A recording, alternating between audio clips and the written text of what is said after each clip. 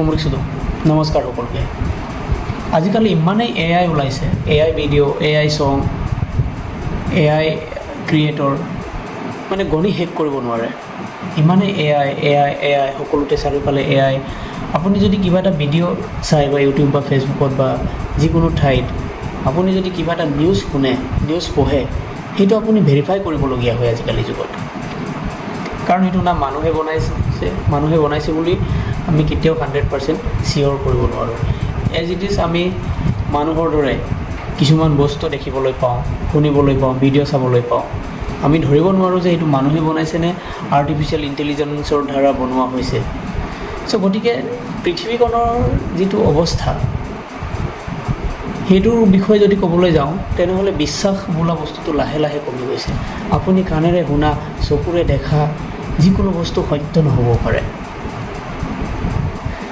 যদি এইটো ভেৰিফাই নহয়, আপুনি ভেৰিফাই কৰিলেও যে এইটো ঘটনা বা যিকোনো তথ্যটো সত্য বা অসত্য, এইটো প্ৰমাণ কৰিবলৈ আপোনাক এআইৰ প্ৰয়োজন। আপুনি নিজে এইটো প্ৰমাণ কৰিব নোৱাৰে। কি সাংঘাতিক কথা নহয় জানো? যিটো জেনেৰেশ্যন জেড, সেইবিলাকে অন্ততঃ অলপ হ'লেও বুজি পাইছে যে এআইৰ আগৰ যিটো যুগ আৰু এতিয়া পিছৰ যুগ কিমান আকাশ পাতাল পাৰ্থক্য। জেনেৰেশ্যন জেড হৈছে দুটা যুগৰ মাজৰ এটা যোগসূত্ৰ, মাজৰ যিটো এডজইনিং পইণ্ট হয়, সেইটো আগৰ অৱস্থাও দেখিছে আৰু পিছৰ অৱস্থাখিনিও এতিয়া ফেচ কৰিছে। গতিকে মোৰ মৰমৰ বন্ধু বান্ধৱীসকল, মই সেইটো ক'বলৈ ওলাইছোঁ যে সেইটো মই প্ৰশ্ন কৰিব বিচাৰিছোঁ যে আগৰ যুগ ভাল আছিলে নে এতিয়াৰ যুগ ভাল? আগৰ যুগ আৰু এতিয়াৰ যুগৰ মাজৰ পাৰ্থক্য কি? মই কৈছোঁ, আগতে যিমান ভাল ভাল আৱিষ্কাৰ হৈছিলে সেইটো আগৰ যুগত হৈছিলে। আজিকালি যুগত ইণ্ডিভিজুৱেলি কোনো বস্তু ইমান ভালকৈ আৱিষ্কাৰ কৰিব নোৱাৰে, কোনো বস্তু থিয়ৰী আৱিষ্কাৰ কৰিব পৰা নাই। কিয়? সেইটো এআই কৰিছে নহয় জানো? এতিয়া এআই আৱিষ্কাৰ কৰিবলৈ আৰম্ভ কৰিব যিকোনো বস্তু, এআই ট্ৰিটমেণ্ট কৰিবলৈ আৰম্ভ কৰিব, এআই ডক্টৰ ওলাব, এআই ইঞ্জিনিয়াৰ, সেইবিলাক বিভিন্ন ধৰণৰ। আমি মানুহ জাষ্ট এটা পুতলাই আমি নিজে সৃষ্টি কৰি লৈছোঁ সেইবিলাক বস্তু, মানুহে। আমি নহয়, যিসকল জিনিয়াছ, আমি বুলি ক'লে ভুল হ'ব। যিসকলে অহৰহ চেষ্টা কৰি আৱিষ্কাৰ কৰিছে, ইনভেনশ্যন কৰিছে, সেইবিলাক উলিয়াইছে আৰু সেইবিলাকৰ কবলত আমি পৰি গৈছোঁ, হয়নে নহয়? কিন্তু থিয়ৰী আৱিষ্কাৰ কৰা হৈছিলে বহু যুগৰ আগত, যেতিয়া এআই ওলোৱাৰ আগত। সেই থিয়ৰীৰ আধাৰত এতিয়া তাক এক্সপাণ্ড কৰা হৈছে, যে বস্তুটো ডেভেলপ কৰা হৈছে। গতিকে বন্ধুসকল, এতিয়া নতুন বস্তু আৱিষ্কাৰ কৰিবলৈ এআই বা মানুহে নোৱাৰিব, কাৰণ মানুহৰ এই চিন্তা শক্তি ইতিমধ্যে কমি গৈছে, কমি আহিল, বহুত কমিল। চিন্তা শক্তি বুলিবলৈ আমি জাষ্ট ভাবিব পাৰোঁ যে মই আজি কি কৰিম কি নকৰিম, কিন্তু ডিপ থিংকিং সেইটোতো অসম্ভৱ এতিয়াৰ যুগত। আপুনি এটা ভাল কবিতা লিখিব নোৱাৰে আজিকালিৰ যুগত, কাৰণ এটা ইনফৰমেশ্যন ট্ৰাভেল হৈ যায়। আপুনি ইমান ট্ৰেফিক আহি যায় আপোনাৰ মাইণ্ডত যে ক'ৰ পৰা কি ইনফৰমেশ্যন আহি আপোনাৰ মাথাত খুন্দা মাৰিব, সেইটো আপুনি ধৰিব নোৱাৰে জীৱনত। আপুনি ডেইলি লাইফত এইটো ধৰিব নোৱাৰে, আপোনাৰ মনতে নাথাকে কিমান ইনফৰমেশ্যন আপোনাৰ মূৰৰ মাজেৰে পাৰ হৈ গ'ল। গতিকে বন্ধুসকল, সেই কবলত আমি পৰি গৈছোঁ, আপুনি অজানিতে আপুনি অজানিতে পৰি গৈছোঁ, সেই কবলত পৰি গৈছোঁ, সেই জালত পৰি গৈছোঁ। আপোনাৰ চিন্তা শক্তি, অনুভৱ শক্তি লাহে লাহে কমি আহিবলৈ আৰম্ভ কৰিছে। আপুনি গভীৰভাৱে একো বস্তু অনুভৱ কৰিব পৰা নাই, ভাবিব পৰা নাই। আপুনি যেন কেতিয়াবা ছাবকনচিয়াছলি ভাবিছে চাগে, যে ভিতৰে ভাবিছে চাগে যে কিবা এটা নহয় কিবা এটা আপুনি অসম্পূৰ্ণভাৱে কিবা এটা সুখ পোৱা নাই আপুনি জীৱনত। আপুনি ভাল লগা নাই আপোনাৰ জীৱনটো। আপুনি কেতিয়াবা নীৰৱতা বিচাৰিছে, কেতিয়াবা ক'ৰবাত ফুৰিবলৈ মন গৈছে, কেতিয়াবা আপুনি ভাল এটা সংগ বিচাৰি ফুৰিছে, ভাল লগৰ এটা ইণ্টাৰনেটৰ দুনিয়াৰ পৰা।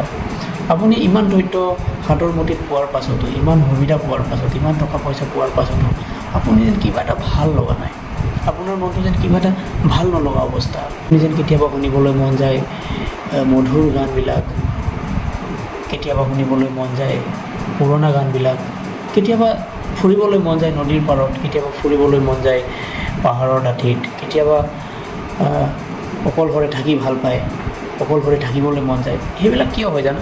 আমি ভিতৰে সেইবিলাক বিচাৰি ফুৰিছোঁ। আমি অহৰহ আকৌ এটা নতুনকৈ ভাবিবলৈ নতুনকৈ ভাবিবলৈ মানে কিবা যেন ভিতৰে আমি আশা কৰিছোঁ, যেন আমি যেন ভাবোঁ মনেৰে কাণেৰে চকুৰে প্ৰকৃত বস্তু দেখিবলৈ যেন আমি উত্ৰাৱল হৈ পৰিছোঁ। আপুনি সেইটো কিন্তু গম পোৱা নাই, আপুনি গম পোৱা নাই, কিন্তু আপোনাৰ আত্মাই বিচাৰিছে সেইটো বস্তু, হয়নে? আপোনাৰ মনে বিচাৰিছে সেইটো বস্তু, কিন্তু আপোনাক সেই জালৰ পৰা ওলাবলৈ দিয়া নাই। চবৰ দুনিয়াত জাষ্ট দেখাবা, আপুনি যিটো বস্তু দেখিছে, আপুনি যাক দেখি আছে বৰ্তমান, সেই বস্তুটো মিছা, সকলো মিছা। বন্ধুসকল, সেই মিছাৰ দুনিয়াত আপুনি কেতিয়া হেৰাই যাব আপুনি নিজে গম নাপাব। আপোনাৰ জীৱনটো এনেকেই গুচি যাব, এনেকৈ মিছা প্ৰতিশ্ৰুতি, মিছা পৃথিৱীৰ বুকুত আপুনি হেৰাই যাব। আপুনি হয়তো আপুনি যিমান এচিভমেণ্ট কৰিব পাৰে জীৱনত, আপুনি যিমান উন্নতি কৰিব পাৰিলেহেঁতেন আপোনাৰ আত্মাক, আপুনি সুখৰ অন্বেষণ কৰিব পাৰিলেহেঁতেন জীৱনত, কিন্তু আপুনি নোৱাৰিব।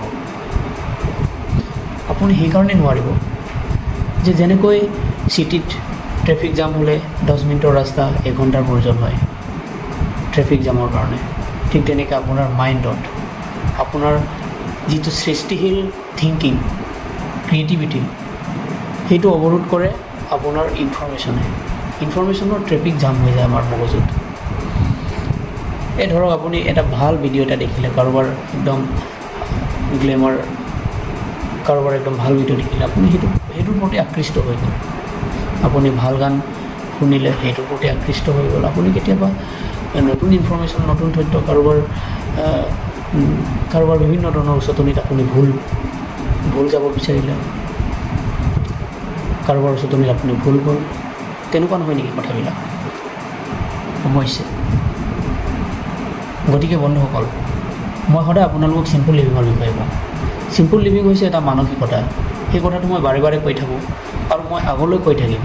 মই যেতিয়ালৈকে আপোনালোকৰ মাজত ভিডিঅ' বনাই থাকিম, তেতিয়ালৈকে মই চিম্পল লিভিঙৰ বিষয়ে কৈ থাকিম। চিম্পল লিভিঙৰ বিষয়ে সেইকাৰণে কৈ থাকিম যে আমি পৰিৱেশখনকো বচাব লাগিব, নিজকো বচাব লাগিব আৰু সমাজখনকো বচাব লাগিব। আমি এই ইনফৰমেশ্যনৰ দুনিয়াত, আমি এই আৰ্টিফিচিয়েলৰ দুনিয়াত নিজকে বচাব লাগিব।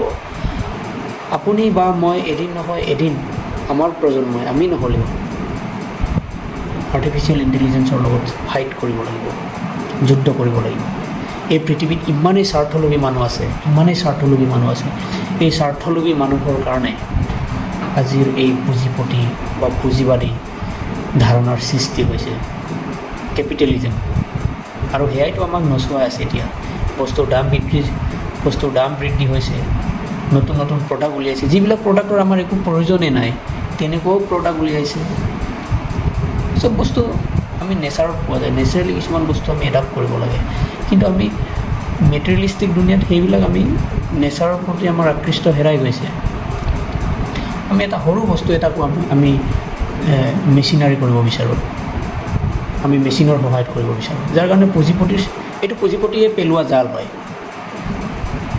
আপুনি বেছি আকৃষ্ট হ'ব, আৰু বেছি আকৃষ্ট হ'লে আপোনাৰ ডিমাণ্ড বৃদ্ধি হ'ব, হ'লে মূল্য বৃদ্ধি হ'ব, আৰু মূল্য বৃদ্ধি হ'লে আপুনি বা মই, দুখীয়া মানুহবিলাক মৰি যাব। আপুনি ধনী হ'বলৈ মন যাব, কিন্তু আপুনি ধনী হ'ব নোৱাৰিব। আপুনি অজানিতে, আপুনি নজনাকৈ আপুনি অলৰেডি ঋণৰ কবলত পৰিব। এটা ইনফ্লেশ্যনৰ কবলত আপুনি পৰি গৈছে। কেনেকৈ? আপুনি বৰ্তমান যিটো ইনকাম কৰি আছে, আপুনি ভাবক, আপুনি যিটো লেভেলৰ ইনকাম কৰি আছে, সেই লেভেলৰ ইনকামত আপুনি 10 বছৰ পিছত একো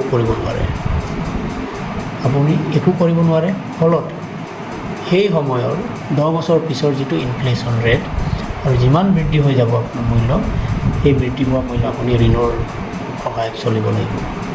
আপুনি ঋণ ল'ব লাগিব, বা আপুনি নজনাকৈ আপোনাক ঋণৰ বোজা জাপি দিয়া হ'ব। বন্ধুসকল, বি কেয়াৰফুল। আপুনি নিজৰ সৃষ্টিশীলতাক গ্ৰ' কৰিবলৈ চেষ্টা কৰক। আপুনি প্ৰাকৃতিকভাৱে নিজৰ মন মগজুক শক্তিশালী কৰক, আৰু সেয়া চিম্পল লিভিঙৰ এটা অংশ হয়। সেই মানসিকতা গ্ৰ'থ কৰিলে আপুনি চিম্পল লিভিং চিম্পল লিভিঙৰ এটা পাৰ্ট আপুনি কমপ্লিট কৰিব আৰু সেইমতে আপুনি জীৱনটো চলিলে আপোনাৰ জীৱনটো ভাল দিশে গতি কৰিব। ধন্যবাদ বন্ধু, আজিলৈ ইমানতে সামৰোঁ। নেক্সট ভিডিঅ'ত মই আকৌ এই বিষয়ে ক'ম আপোনালোকক। আজিলৈ ধন্যবাদ, গুড নাইট, বাই বাই।